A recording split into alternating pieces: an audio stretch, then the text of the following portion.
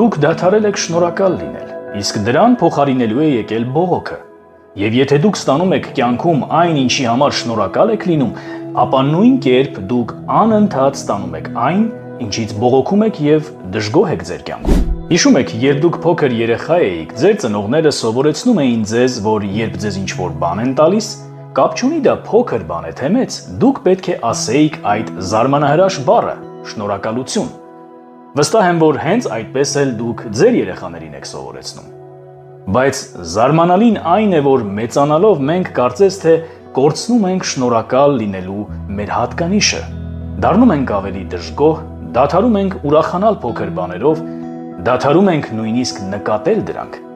Հասակ առնելով կյանքը մեզ համար դառնում է այնքան սովորական, որ մենք կարծես սկսում ենք ոչ թե ապրել, այլ պարզապես ժամանակ ենք վատնում, որը ի դեպ միակ ռեսուրսն է մեր կյանքի, որն այլևս երբեք չի վերականգնվի։